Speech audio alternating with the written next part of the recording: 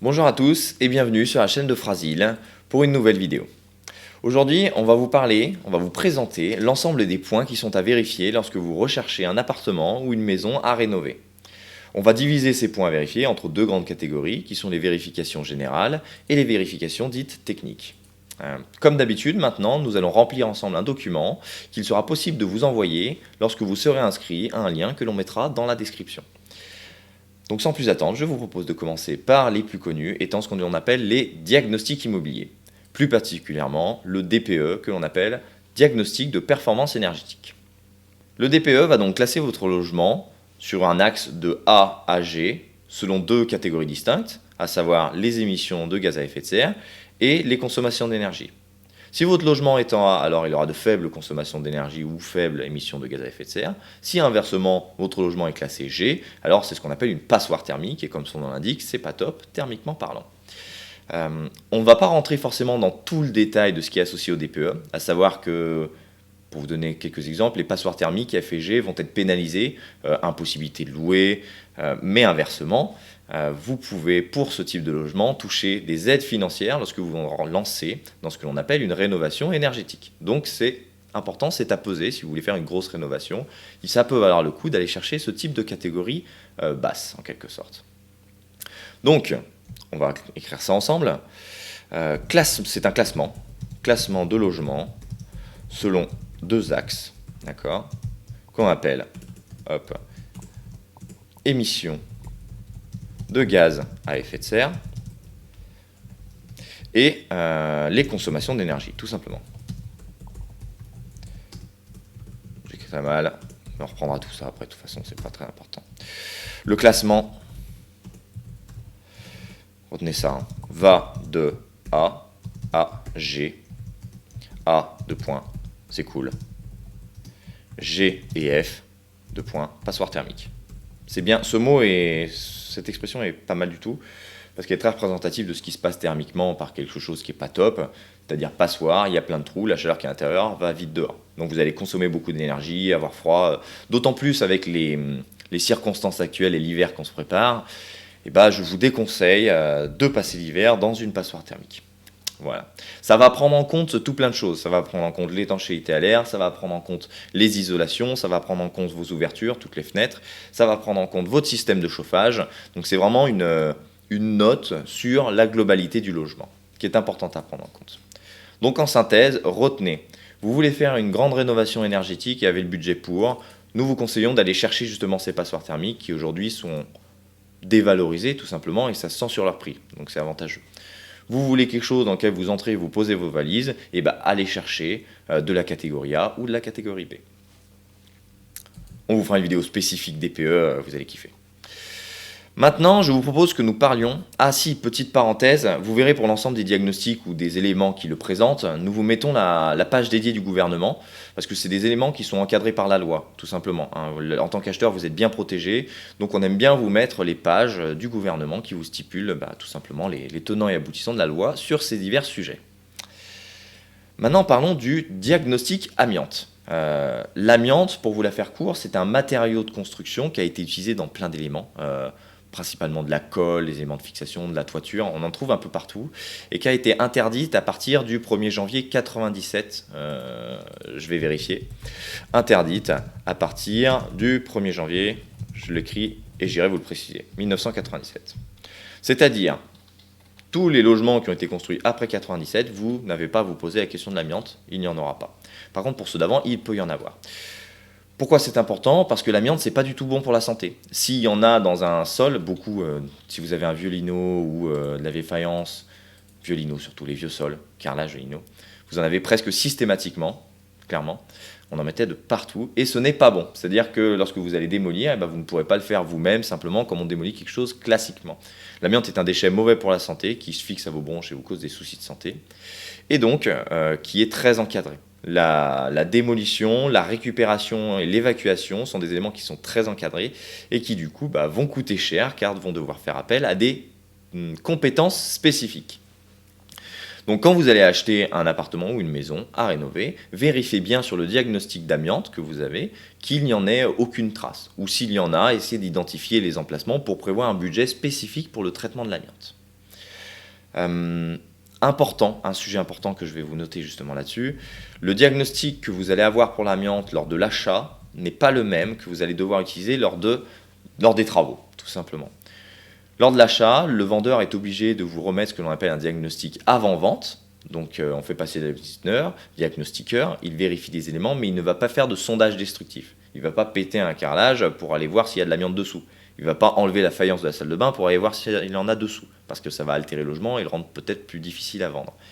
Par contre, vous, quand vous allez décider de tout démolir au niveau de l'appartement ou de la maison, c'est vous qui êtes responsable de la protection des entreprises que vous allez mettre sur place, et donc vous devez leur fournir ce qu'on appelle un diagnostic amiante, mais cette fois-ci non pas avant-vente, mais avant-travaux, où on va identifier l'ensemble des endroits où vous allez démolir, et le diagnostiqueur va faire un sondage, destructif ou non, pour s'assurer à 100% qu'il n'y ait pas d'amiante ou qu'il y en ait.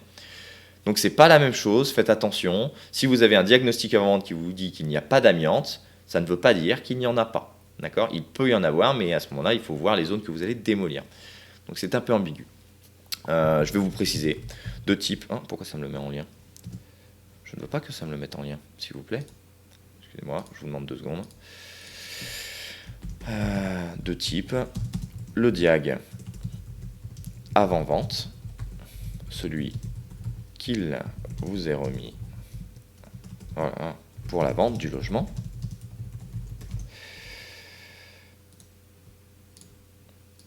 Et le diag avant travaux, celui que vous devez faire en tant qu'acheteur et détenteur de logement, que vous devez faire avant les travaux de démolition. Voilà. Donc on ne lésine pas là-dessus, hein. C'est des choses très sérieuses, ça peut causer des cancers quand on y est exposé beaucoup, donc voilà, l'amiante c'est pas cool. On a un peu son petit frère, enfin pour dire ainsi, le plomb. Le plomb, c'est un peu le même traitement que l'amiante, c'est pas bon. On en mettait beaucoup dans les peintures à l'époque. Et typiquement, les diagnostics plomb vont faire la même chose, essayer d'identifier où est-ce qu'il y a du plomb dans la maison. Principalement, dans la grande majorité des cas, dans des logements, le plomb était utilisé pour les peintures de portes et peintures de volets. Donc c'est beaucoup là qu'on les trouvera. Vous savez, les volets ferraille avec de la peinture anti-rouille un peu, là il y avait systématiquement du plomb à une certaine époque. Aujourd'hui, j'ai pas la date, je sais même pas si c'est interdit, j'ai pas envie de vous dire de bêtises, mais en gros, voilà. De la même manière que l'amiante, on vérifie. Que l'amiante, vérifier la présence de plomb.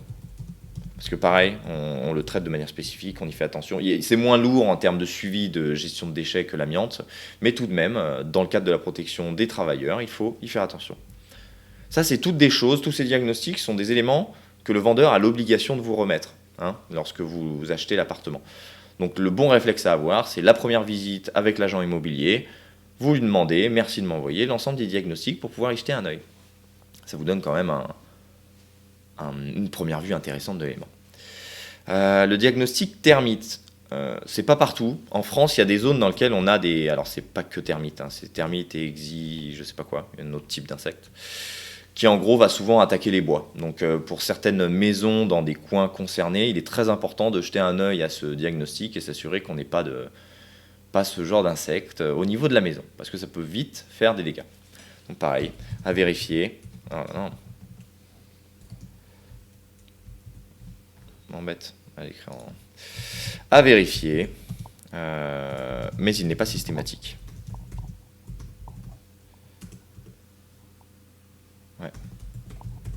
Entre parenthèses, dépendant des zones. Donc voilà, à vérifier. Je suis désolé si vous entendez le bruit du clavier parce que le micro est posé sur la même table, mais on s'organisera de mieux en mieux en termes de logistique, je le sais bien.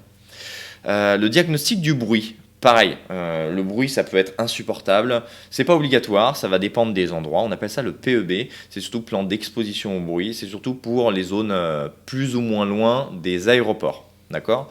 Donc là, c'est parfait. Vous avez une page Tétier. Vous allez vous cliquer dessus et vous saurez directement si la localisation du logement choisi ou souhaité est concernée par l'état des bruits. Donc le mieux, c'est aller sur la page, donner et vérifier avec l'adresse la présence potentielle de bruit. De toute façon, de manière générique, on y reviendra, mais allez faire un tour au niveau du logement à plusieurs moments de la journée. Horaire de pointe du matin, horaire de pointe du soir, allez voir ce que ça donne, en plein milieu de la journée, midi, et les week-ends, pour voir si... Parce que, comment dire, des fois, on peut vous faire des visites que dans le créneau où il n'y a pas de bruit, c'est bien sympa, tout va bien. Mais voilà, allez par vous-même, si vous n'arrivez pas à caler des visites à différents moments de la journée, allez par vous-même vérifier à plusieurs moments. Ensuite, nous avons ce que l'on appelle l'état des risques et des pollutions. Alors là, c'est très large, il y a pas mal de choses là-dedans. On trouvera notamment de la sismicité, des risques technologiques, radon, radioactivité, risques sismiques, risques technologiques, risques naturels, pas mal de petits éléments que vous pouvez retrouver aussi sur, je le mets parce que c'est vachement bien, Géorisque. Voilà, c'est vraiment un site que je vous conseille quand vous recherchez une commune même ou une zone. Et la page dédiée du gouvernement. Donc, retenez. J'accélère un peu parce que j'ai vu que la vidéo de 40 minutes, vous n'avez pas trop regardé jusqu'au bout. Tant pis, j'espère que ça vous servira par passage. Mais voilà, on va essayer d'être un peu plus concis. Plusieurs risques à identifier qui peuvent impacter votre logement en fait. Je fais une petite parenthèse, non pas la sismicité, on y parlera plus tard pour les sols, surtout avec les sécheresses, retrait, gonflement des argiles, maisons fissurées, tout ça, on le voit beaucoup en ce moment, donc on fera un petit focus après. Et ensuite, il y a un dernier diagnostic immobilier qui est important, c'est celui qui concerne l'état des installations. Ils sont au nombre de 3 diagnostics différents. D'accord ? Le premier, c'est l'installation de gaz.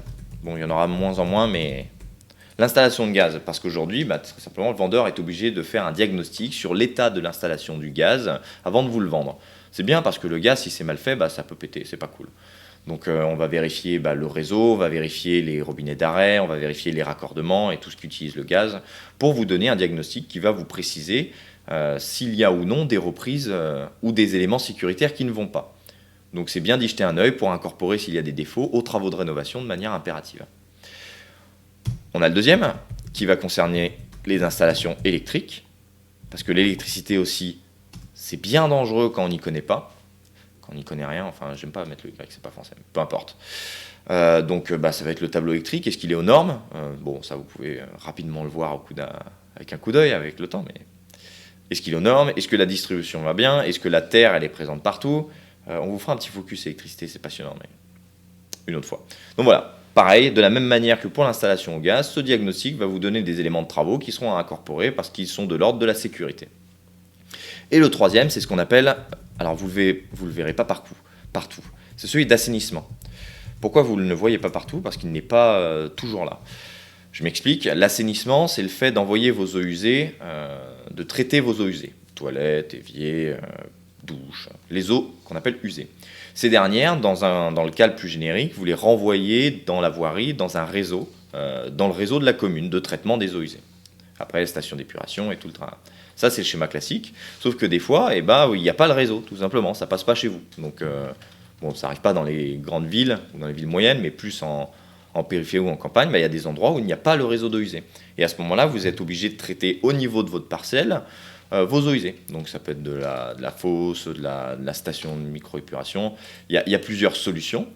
Quoi qu'il en soit, ce diagnostic va regarder l'installation en place et vous dire s'il y a des travaux de changement, d'amélioration ou d'entretien à faire. Ça peut coûter très cher ce genre de choses, donc on le regarde. Voilà, on rejoint un peu les viabilisations, mais on en parle en dessous. Donc voilà pour tout ce qui est diagnostic immobilier. Et d'ailleurs, on parlait d'en dessous. On va en venir maintenant à la vérification des éléments qui sont liés à la localisation. Je n'ai pas trouvé d'autres titres, désolé.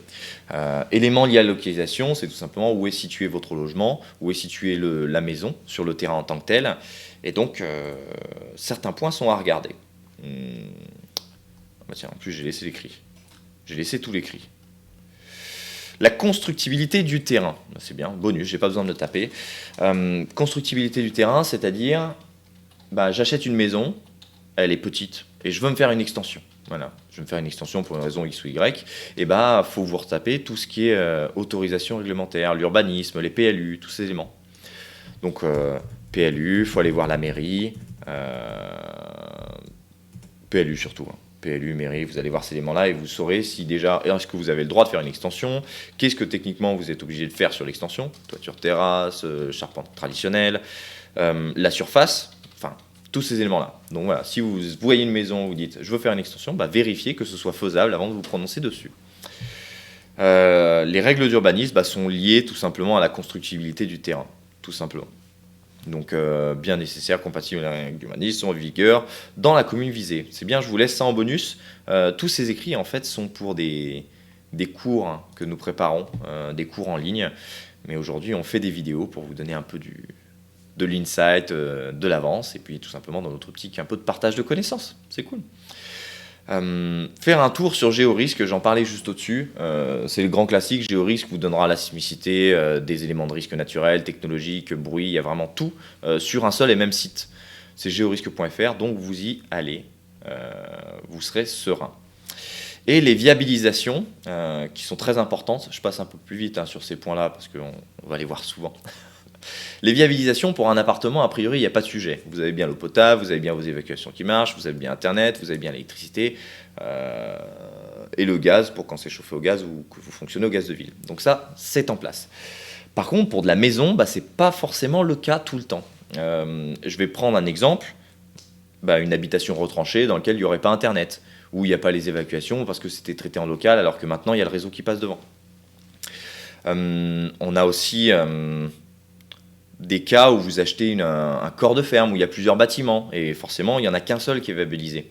Pourquoi je dis ça, corps de ferme, plusieurs bâtiments, c'est que faire l'habitat participatif, encore une fois, j'y reviens, c'est cool, renseignez-vous, habiter avec des gens pour diviser, remettre de la vie commune, c'est bien. C'est une bonne alternative à l'évolution de l'habitation en termes généraux. Donc, on vérifie les viabilisations, je vous remettrai le lien vers notre article. On a écrit un article où on passe en revue toutes les viabilisations et ce qu'on y fait. Donc vous vérifiez, vous demandez simplement à ce que ça soit et vous vérifiez qu'il y ait bien le compteur. Parce que, comment dire, la majorité des agents immobiliers sont des gens très bien, qui font très bien leur travail, et tant mieux, c'est des partenaires sérieux sur lesquels vous pouvez vous appuyer. Mais comme partout, des fois, rarement, on l'espère, il y a des gens qui sont malhonnêtes, et donc nous vous conseillons toujours de vérifier les choses par vous-même. Quand on vous dit oui, c'est viabilisé, pas de souci, allez vérifier le compteur ou vérifier qu'il y ait bien la présence. Voilà, on ne dit pas d'être méfiant, il faut faire confiance dans la vie. Hein. Mais voilà, il y a un moment quand on s'engage sur une baraque, et c'est bien de s'assurer de la certitude des éléments qui vous sont communiqués. Bien, voici pour les vérifications liées au lieu. Maintenant, je vous propose de parler de petites questions. C'est des questions sympas qui permettent d'avoir des informations tout simplement sur le logement. Vous pouvez les poser au vendeur si vous arrivez à être en contact ou directement à l'agent immobilier. Là, vous allez plus être en contact. Pourquoi les propriétaires vendent-ils le bien ? C'est bien d'avoir ces informations-là parce qu'on peut savoir certains défauts, ceux qui ne plaisaient pas aux anciens propriétaires. Donc c'est des infos intéressantes de savoir pourquoi. Ça peut être il y a une route qui va se construire à côté, ça peut être X et Y éléments. Donc vérifiez-le. Ensuite, depuis combien de temps le bien est-il à vendre ? Oui. S'il est sur le marché depuis une semaine, c'est cool. S'il est sur le marché depuis 2 ans, il y a peut-être un sujet. Soit un sujet pas caché, mais qu'on ne voit pas forcément de prime abord, ou un sujet de prix. Voilà, c'est un bon indicateur.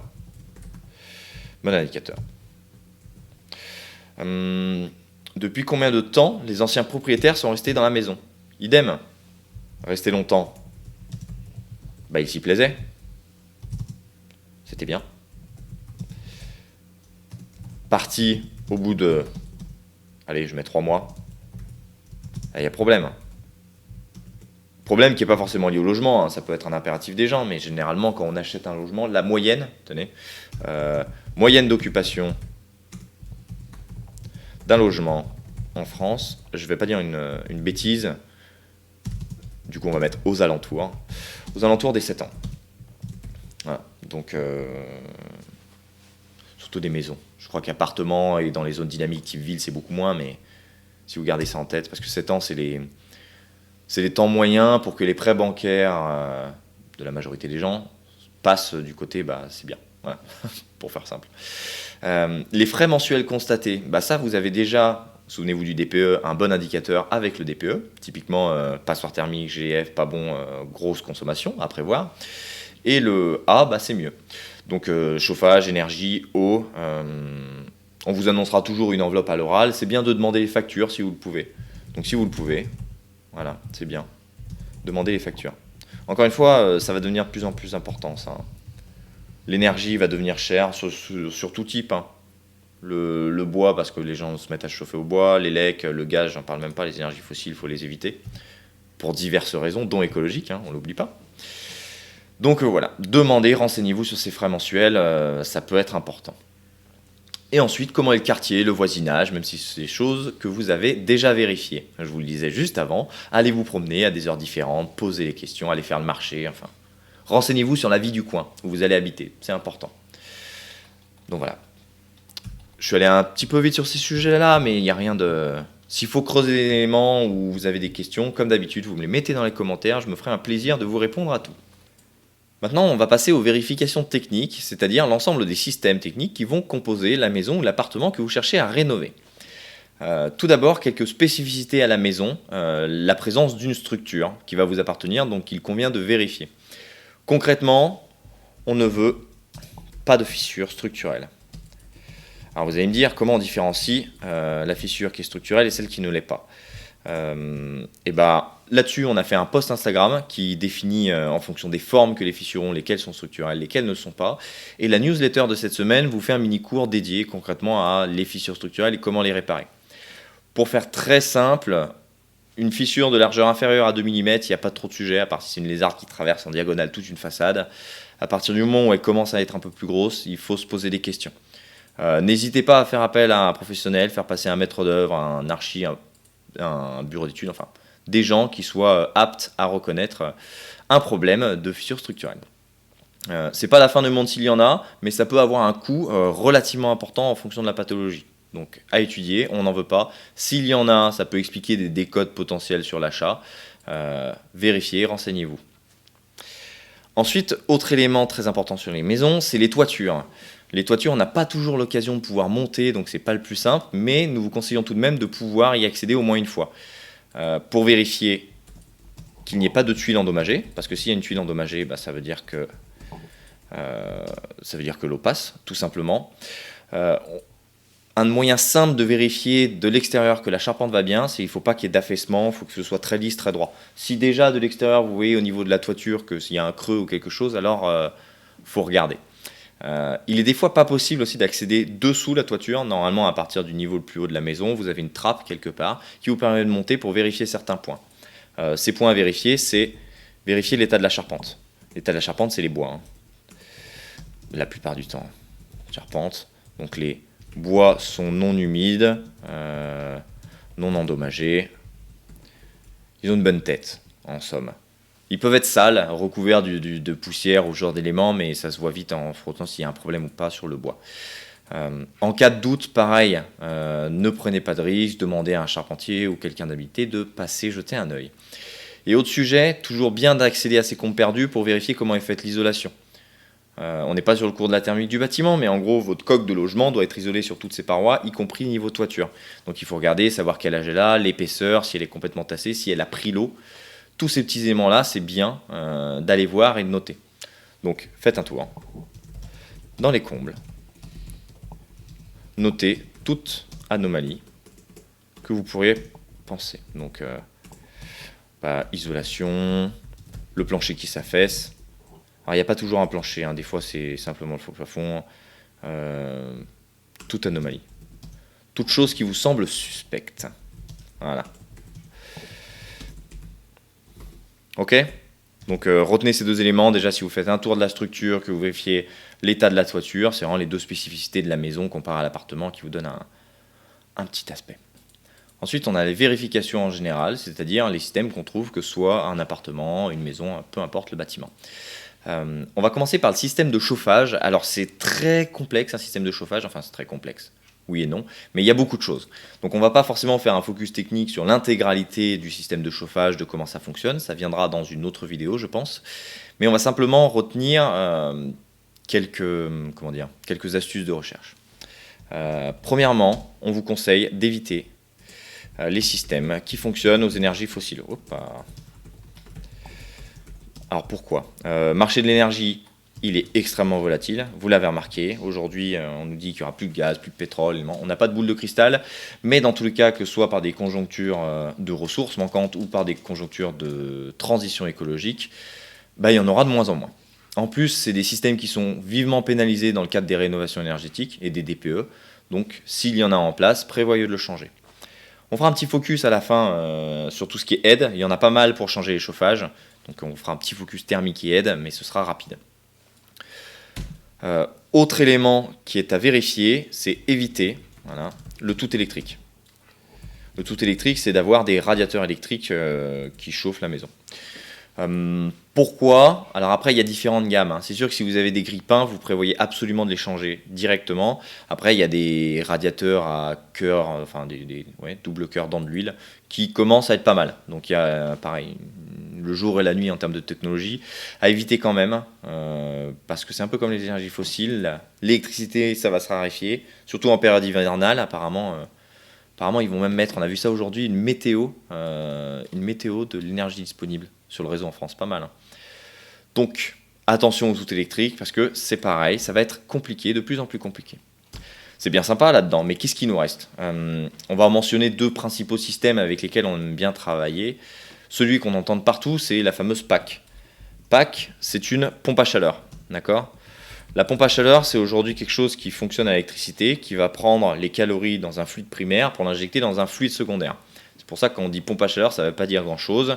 La plus populaire, et celle qui est le mieux, qui s'adapte le mieux, je vais vous expliquer pourquoi, étant la PAC R/O.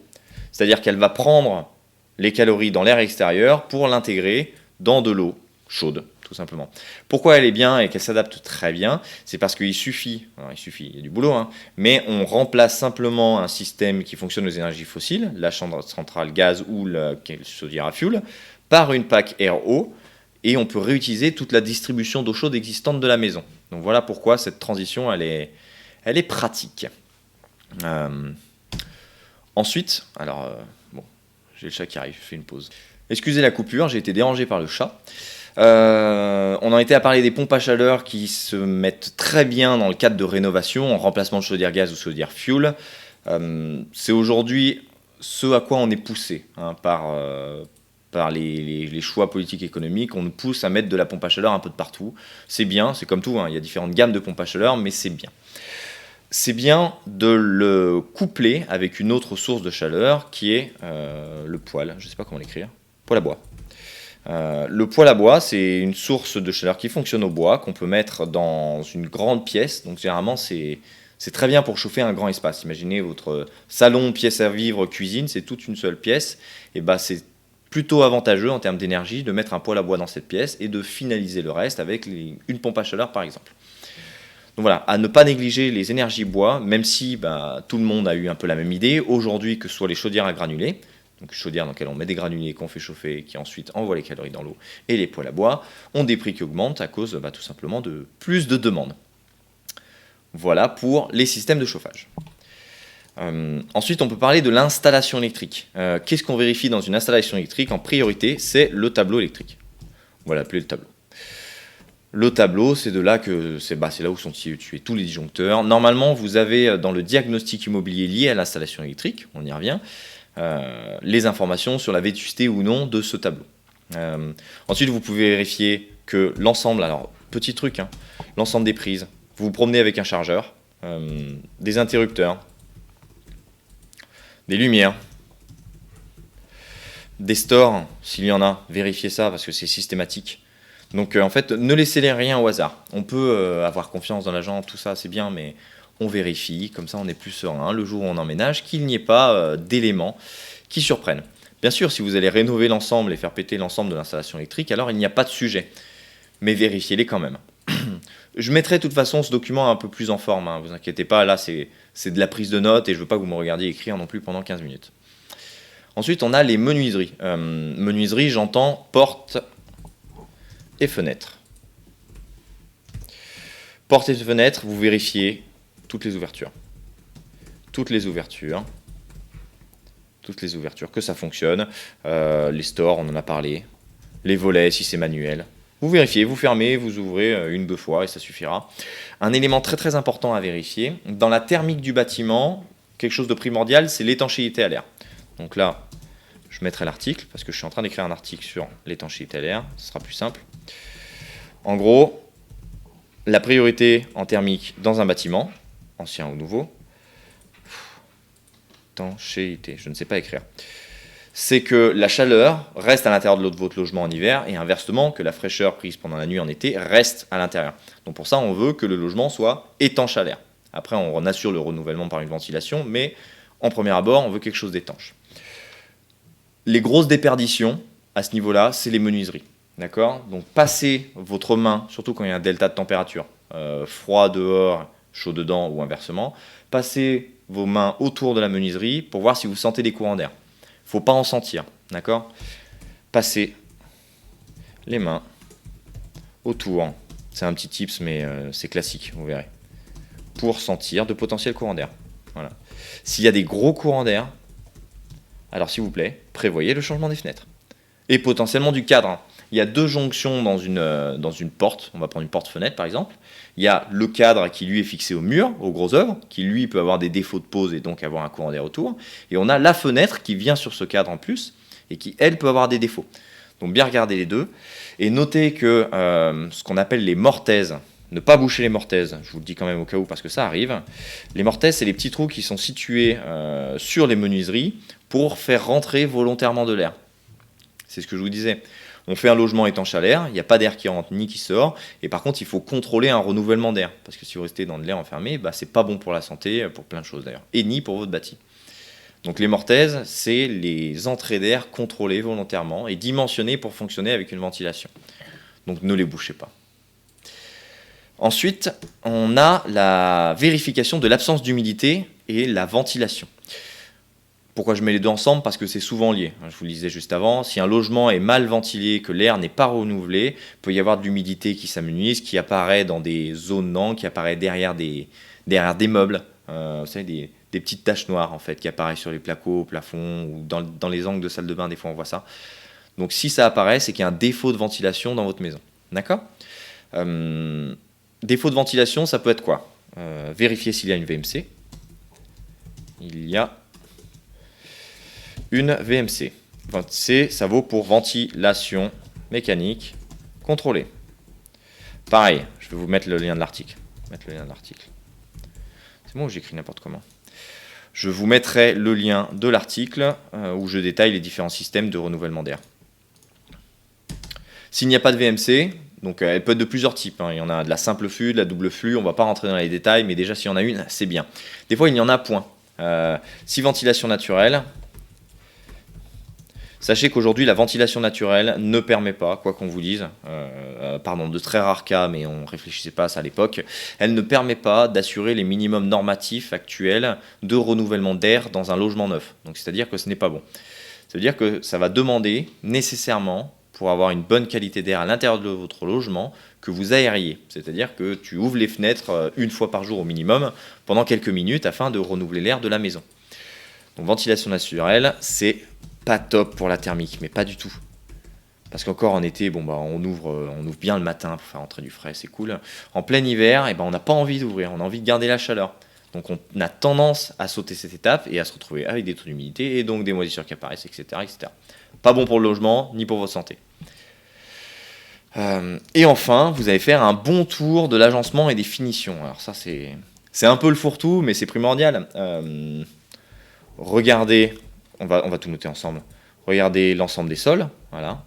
Donc typiquement, les carreaux pétés, les carreaux désaffleurés, ça peut arriver, des carreaux qui soient désaffleurés en carrelage, je parle. Mais voilà, vérifiez que tout soit bien, que quand vous posez une table, ce ne soit pas totalement bancal. Marchez sur les parquets, que ça grince pas non plus à outrance, qu'ils soient bien posés, qu'il n'y ait pas de zone de creux. regarder l'ensemble des points, sol, se promener, voilà, tout simplement. Ça marche pas mal. Les plaintes, tous ces éléments-là. Autre chose en termes de finition, l'état des peintures. Est-ce que vous prévoyez l'état des peintures?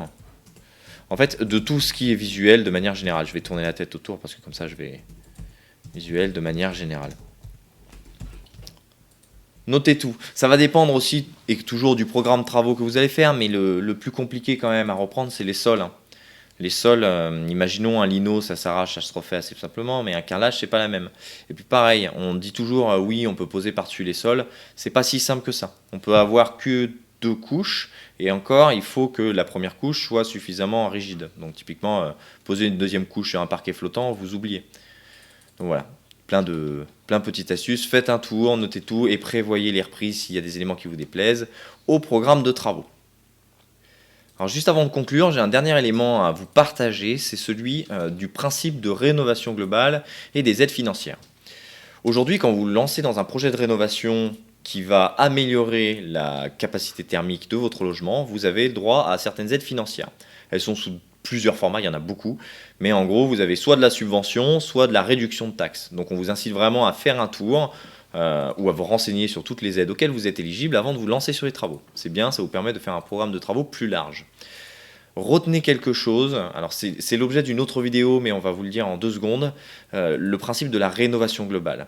Il faut raisonner par phase, c'est-à-dire, un exemple le plus classique, on ne va pas changer un système de chauffage dans une passoire thermique. D'accord ? Si votre logement, la chaleur fuit de partout, alors s'il vous plaît, n'investissez pas en priorité dans le changement du chauffage comme certaines entreprises malhonnêtes vous poussent à le faire, mais renseignez-vous d'abord sur l'isolation du bâti, sur l'étanchéité à l'air du bâti, précisons. Donc d'abord, pour vous la faire très rapidement, le logement, d'abord on le rend étanche à l'air, c'est-à-dire on évite que l'air sorte et rentre.